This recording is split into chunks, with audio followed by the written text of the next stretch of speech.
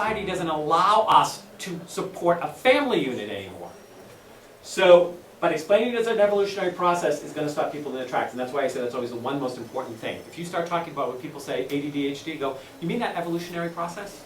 That thing that's coming in increasing numbers, and we're seeing people have varying degrees of it in larger numbers? People are going to stop saying, oh, I need to run to the medication bottle.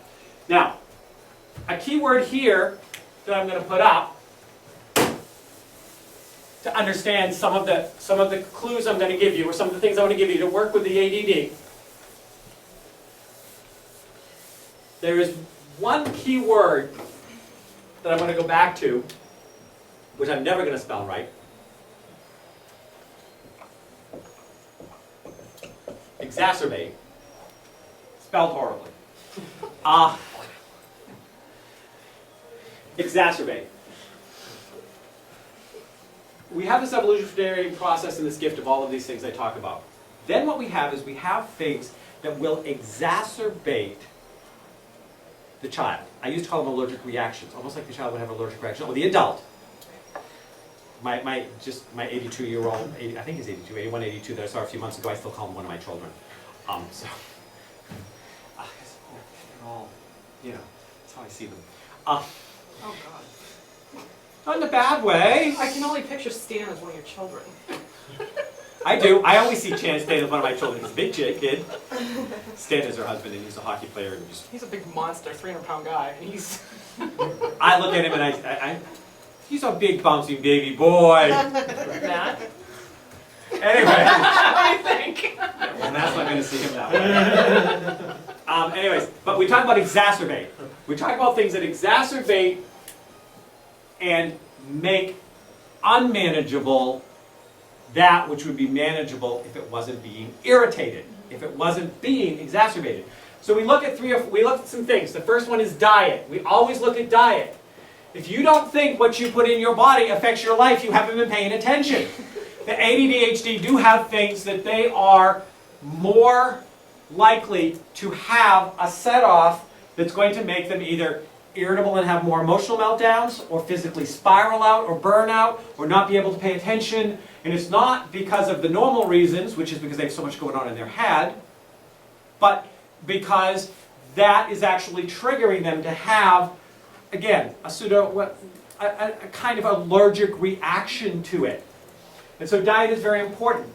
A couple of things about diet is, there are things, and if you don't know how to do it yourself, there are elimination diets you can do, there are things you can do. I always make all my ADHD children and adults, I go through and I test them on things I want them to try eliminating out of their diet for like 6 weeks. That can make a big difference. Some of the things that are always prime suspects, not all of these things. Wheat. It's so funny. I do a blog 3 times a week, and anybody, make sure you, well, I guess the best way to do it right now is Facebook, Kevin Ross Emery. I know we're changing some stuff, but if you go on my Facebook and you Facebook me, you'll always get posted. I do 3 blogs a week that mostly are around ADHD issues. I have one that's coming out because recently an article came out and said, you know, there might be a relationship between food coloring, you know, making these ADHD kids, you know, a little crazy or whatever. And I wrote this blog and said, hallelujah, I can retire, go to Hawaii, sell everything, I'm no longer needed. 10 years after I said it, somebody thinks it might be true and we should look into it as a possibility. I have no sarcasm here. So wheat, dairy, food coloring, definitely highly chemical and processed foods.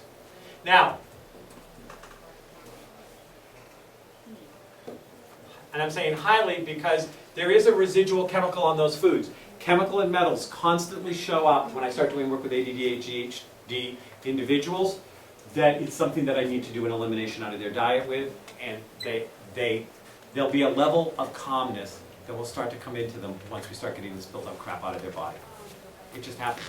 And you will look that their first, you know, even if the mother is eating really good and they're eating really good, depending on how old they are, and you still want to be careful today because we keep on being told one thing and then, oops, well, we were almost right, we're not quite right, we're kind of sort of close to right. Maybe we made a mistake, which is my version of the pharmaceuticals saying, oh, the money that we make pays off the lawsuits and we still have a lot left over, so we're going to do it anyways. Are all the immunizations. The immunizations are horrible.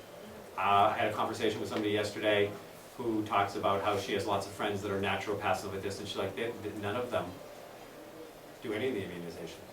And they have to sign off and file things now in this day and age. Not do, but they just don't do them. Now, I'm not saying that they're all bad. I don't want to be on camera and I don't want to be on radio saying that they're all bad. But I'm saying that we may have gotten a little carried away, and we do want to be acknowledging you're putting things into a small body that the body is not set up to process and get rid of.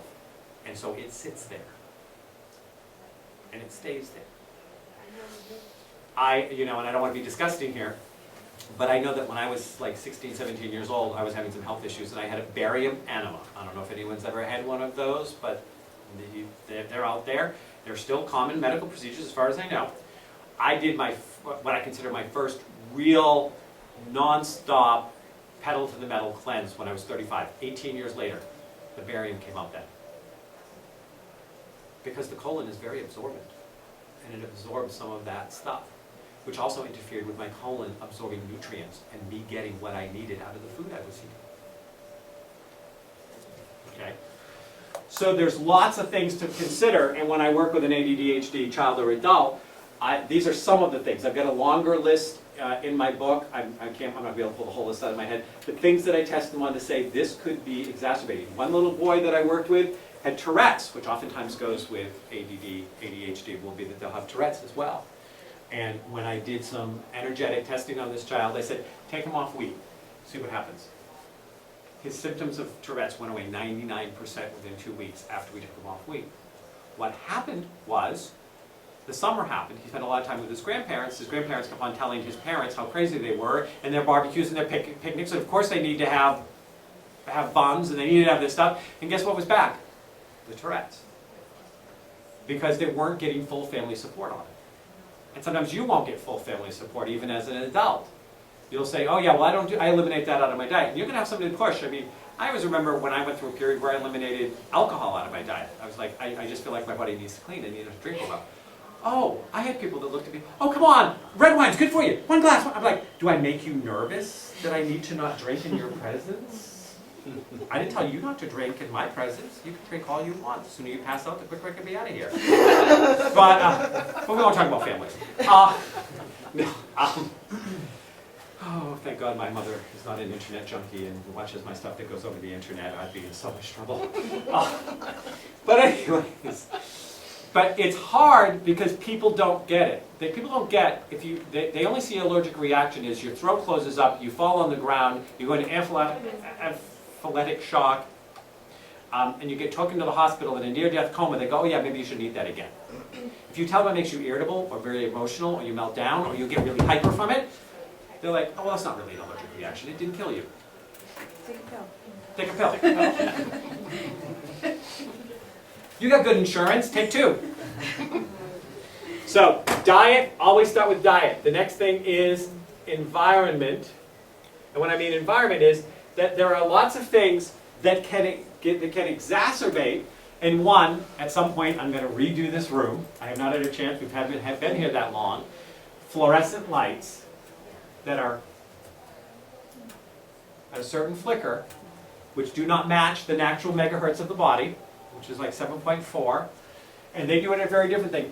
That is ADHD individuals have a lot more than normal reaction, it seems like, to that, where it will just kind of get to them.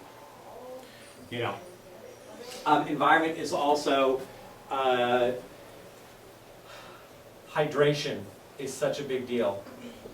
I actually did an in-service at a school system, you know, and the teachers, they told me we're really hard bitten, that they had set up 22 different in-services to happen so the teachers could get their CEU credits. The school was paying for it. They put a whole week right after school let out, which I thought timing probably wasn't a good idea. but they did it. They had me come in and do my 2 on ADHD, and every other in-service didn't go because no one signed up for it. There was standing room only in both of mine, which told you how desperate the teachers were to actually hear stuff. When we finished, the teachers actually went to the district and said, we want you to come in and let him consult in the classrooms and actually help us, because I said, I'll go into the classrooms and help you do it. When the superintendent of schools found out that one of the things I said is I want these kids to have bottles of water at their desk because hydrating is an issue, and if they get really dehydrated, then they'll lose attention and they'll lose focus on an issue. Well, he had passed a rule 6 months earlier that there'd be no liquids at the desk because, you know, the kids could get in trouble. So they canceled the contract and didn't let me in because he didn't want to look bad having to go back on the water. What's more important?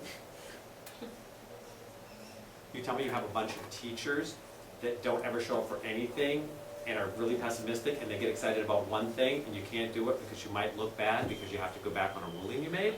This is one of the problems. It happens in corporate, it happens in education, it happens in all institutions, because institutions have been created to keep themselves alive. They reach a certain point where keeping themselves alive is more important than serving who they were created to serve. When an institution creates a personality and identity of its own, the human component is always second. So, diet, environment, hydration, some of the other things around there is aromatherapies can be very powerful to help focus, to help calm, to help sleep. Smell is very important. You know, they've done all sorts of tests on it. If you smell the smell of fresh baking bread and that was a smell in your childhood and you're in a bad mood, you'll be in a good mood. If you have the smell of certain things, they automatically will lift your spirits. There's tons of scientific evidence on the connection between olfactory and between emotions, and emotions that will display because of them. Aromatherapies can be very, very powerful. Also, being in an environment where you have a lot of toxic chemicals can spiral out or exacerbate the ADD person. And so you have to address, so you want to address that, you want to keep that in mind as well. And be very careful with aromatherapies. Don't go to Al Cheapo store down the street and get an aromatherapy candle that says it smells pretty unless it says pure 100% essential oils. Because what you're getting is, you're getting scented petroleum oil. So it smells like lavender, but you're really snorting in petroleum oil as if you were snorting in the back of a car. And though it smells pretty here, it will make you sick. That's why people go, aromatherapies make me sick. Let me see what you're taking for aromatherapy. So it's like, yeah, well, it's too bad you've never really had one. How can you make that comment? So you have to also make sure you get good things.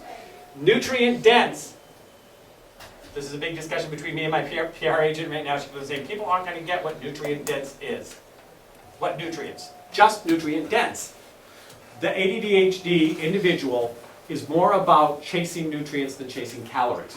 They have enough energy. They create enough energy. They're all small nuclear plants on their own.